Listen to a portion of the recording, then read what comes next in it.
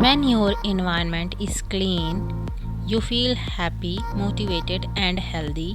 तो दोस्तों, जैसा कि हम सभी जानते हैं कि जब हमारे आसपास का वातावरण साफ़ सुथरा रहता है तो हम अपने आप में बहुत खुश होते हैं और बहुत ही अच्छा फील करते हैं, जिससे कि हमें पॉजिटिव वाइब आती है और हमारा स्वास्थ्य भी अच्छा रहता है और मोटिवेशन भी मिलता रहता है। तो hello my lovely home maker, स्वागत है आपका अपने channel enjoy home making life पर। आप सब कैसे? आई होप आप सभी बहुत अच्छे होंगे। तो क्लीनिंग रूटीन जैसा कि हम सभी अपने अकॉर्डिंग फॉलो करते ही हैं, और इन क्लीनिंग रूटीन को हमेशा फॉलो करने से हमारा घर हमेशा क्लीन एंड वेल ऑर्गेनाइज लगता है। सो मैं भी एक छोटा सा ही क्लीनिंग रूटीन फॉलो करती हूँ, जैसा कि डस्टिंग है। Dusting is more important for our house for clean and organised. तो डस्टिंग हमेशा हम लोग को करना ही चाहिए, भले ही डेली नहीं हो पाता तो पर अल्टरनेट डेज़ पर तो करना ही चाहिए डस्टिंग को। जब भी टाइम मिले आप तभी कर लो, कोई ज़रूरी नहीं है कि मॉर्निंग में ही उसे फॉलो करना है। तो मेरा ये रूटीन है, मैं अल्टरनेट डेज़ पर डस्टिंग का काम करती हूँ, डेली नहीं करती हूँ, क्योंकि डेली डस्टिंग की ज़रूरत भी नहीं पड़ती है इतनी। तो इसलिए मैं अल्टरनेट डेज़ पर करती हूँ। और मेरे जैसा कि 2 ही रूम हैं, तो मैं दोनों को इकट्ठा भी कर लेती हूँ। कभी कभी जैसे एक दिन एक साइड किया तो एक दिन एक साइड कर लेती हूँ, बेडरूम एक दिन कर लेती हूँ, तो लिविंग रूम एक दिन। तो बस आज मैंने दोनों ही रूम की डस्टिंग कर ली थी, और मुझे डीप क्लीन भी करना है घर को, तो उसकी वीडियो भी आपको जल्दी ही मिलेगी।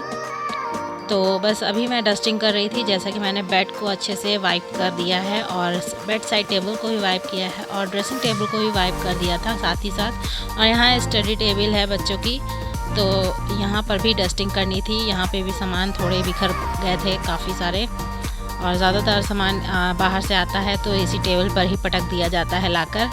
तो बस जैसा कि आप देख रहे हैं, पेपर्स डायरी बहुत सारी हो गई हैं, तो सबको अरेंज करके रखना भी है, और सबको हटाने के बाद डस्टिंग भी करनी है। और डस्ट वगैरह आती ही है थोड़ी बहुत तो, और जैसा कि गर्मी का मौसम है और हवा वगैरह भी काफ़ी चलती है, आंधी तूफ़ान भी आ रहे हैं इस टाइम, कुछ मतलब आगे पीछे, तो बस इसी वजह से और भी गंदगी हो जाती है। फ़िलहाल तो अभी हमारे घर में आंधी तो नहीं आई है, तो हवा वगैरह चलती है दोपहर में, तो इसकी वजह से धूल वगैरह आ ही जाती है। रूम बंद चाहे जितना भी रखो, धूल वगैरह आनी ही है, चाहे जैसे भी कर लो। तो बस डस्टिंग करनी ही पड़ती है, इसलिए अल्टरनेट डेज़ पर कर ही देती हूँ ज़्यादातर। और अगर ज़्यादा दिखता है, कहीं विजिबल रहता है डस्ट, तो मैं उसी टाइम ही वाइप कर देती हूँ, जिससे कि घर थोड़ा साफ़ सुथरा रहे। तो बस अच्छे से यहाँ पर डस्टिंग मैं कर लूँगी, और यहाँ पर मेरा काम डन हो जाएगा। और झाड़ू पोछा वगैरह तो लगा लूँगी इसके बाद ही, नहीं तो मैं होता है ना कि मैं झाड़ू पहले लगा लेती हूँ, उसके बाद डस्टिंग कर लेती हूँ, जिससे कि जो डस्ट वगैरह गिरे तो पोछा लगाने पर साफ़ हो जाए। क्यों, जब भी हम लोग झाड़ू लगाते हैं ना, तो उसके बाद भी डस्ट थोड़ी बहुत उड़ती ही है, और वो जाकर हमारे जो भी सरफेस रहते हैं वहाँ पर बैठ जाती है। इसलिए मैं कोशिश करती हूँ कि झाड़ू के बाद ही डस्टिंग करूँ। तो यहाँ पर मैंने कुछ नए टॉवल्स निकाल के रखे हैं, जिसमें कि 2 हैंड टॉवल्स है और एक बाथ टॉवल्स है।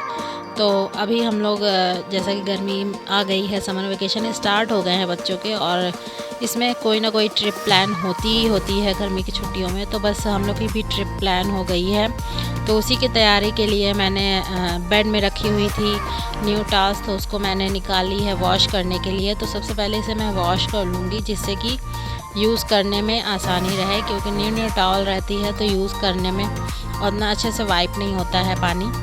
तो कोई भी वैसे भी कपड़े हों तो उन्हें वॉश करके ही यूज़ करने चाहिए, नए कपड़ों को। तो बस उसी को मैंने निकाल लिया है वॉश करने के लिए। अब मैं आ गई हूँ लिविंग रूम में, और यहाँ की मैं डस्टिंग करूँगी, खासकर टीवी यूनिट का एरिया। यहाँ पर ही ज़्यादा क्लीनिंग नहीं हो पाती है जल्दी, तो इस वजह से यहाँ पर ज़रूरी करना है।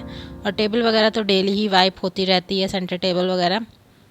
तो बस डस्टिंग कर लेते हैं जल्दी से हम यहाँ पर। तो मैंने कोई यहाँ पर सॉल्यूशन वगैरह का यूज़ नहीं किया है, जैसा कि देख रहे हैं आप, कि मैं बस एक कपड़ा लिया है मैंने, बस उसी से मैं वाइप कर रही हूँ, क्योंकि ज़्यादा गंदा नहीं था। जब दाग धब्बे लगे रहते हैं तब कोई किसी सॉल्यूशन की ज़रूरत पड़ती है।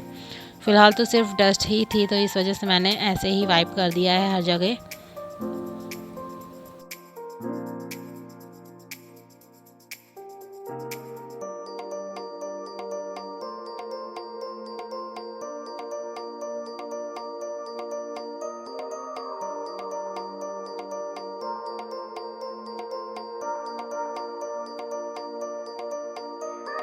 तो यहाँ पर जो भी मैं डेकोरेशन का यूज़ करती हूँ उसको भी अच्छे से मैंने वाइप कर लिया है। और जो टीवी के ऊपर शेल्फ़ लगी है ग्लास शेल्फ़, उसको मैंने डस्टिंग नहीं करी थी, उसकी डस्टिंग नहीं करी थी, मैं भूल गई थी करना। फ़िलहाल फिर तो मैं बाद में उसको कर लूँगी। और यहाँ पर जो भी नीचे की साइड मैंने डेकोरेट पीस रखा हुआ है तो उसको मैं डेकोरेट कर रही हूँ अच्छे से वाइप करके। और कोई भी चीज़ हो उसको थोड़ा सा इधर उधर कर दीजिए तो उसका डेकोरेशन वो थोड़ा फ्रेश लगने लगता है, न्यू लगने लगता है। फ़िलहाल तो मैंने अभी कुछ चेंज नहीं किया है, बस उसकी स्पेस थोड़ी सी इधर उधर कर दी है। और यहाँ पर ये देखिए जो ये बॉटल आर्ट है वो मैंने बनाया था।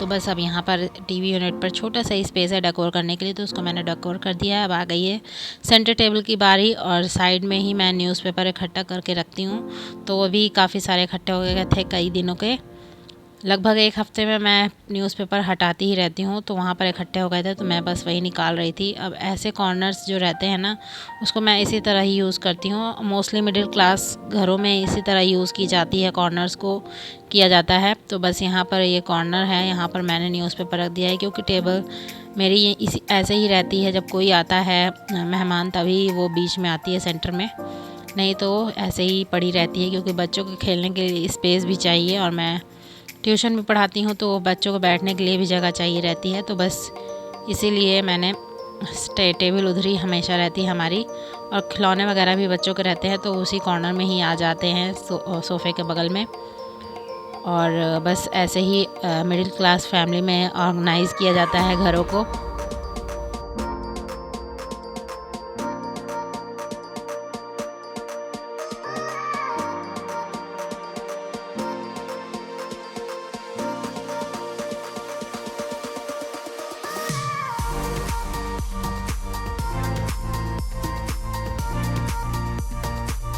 तो मैंने सेंटर टेबल पर एक क्लॉथ को बिछा के रखा है और उसके ऊपर मैंने ट्रांसपेरेंट शीट डाल के रखी है, टेबल शीट।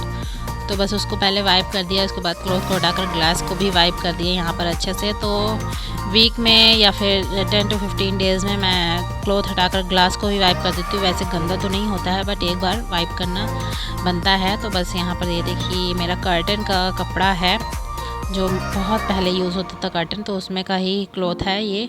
तो उसको मैंने 2 पीस में कट कर दिया है। हाफ़ मैं अभी बिछाई हूँ और हाफ़ को अभी रख दिया है क्योंकि जब ये गंदा हो जाएगा क्लॉथ तो मैं चेंज कर लूँगी, उसको स्प्रेड कर दूँगी। फ़िलहाल अभी मैंने टेबल क्लॉथ कोई नया लिया नहीं है। फ़िलहाल सोच रही हूँ कि एक नया टेबल क्लॉथ ले लूँ तो जल्दी घर का मेकओवर होगा तो उसमें ही चेंजेस होंगी कुछ ना कुछ। तो उसी का इंतज़ार कर रही हूँ कि कब मेकओवर हो और कब मैं चेंजिंग लाऊं अपने घर रूम में।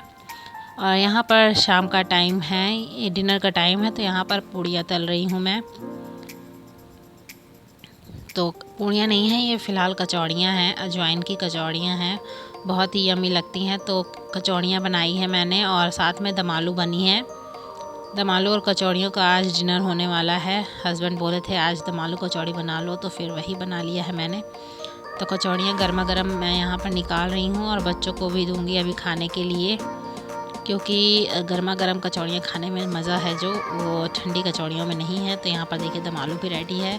मैंने ज़्यादा ग्रेवी नहीं रखी है क्योंकि कचौड़ी के साथ ही खाना है, तो इसलिए ग्रेवी ज़्यादा नहीं रखी। और यहाँ पर सैलड कट कर लिया है। तो आज का डिनर बस यही था। आई होप आपको वीडियो अच्छी लगी हो। मेरी वीडियो अगर अच्छी लगी हो तो प्लीज़ वीडियो को लाइक कीजिएगा, चैनल पर न्यू है तो सब्सक्राइब कर लीजिएगा।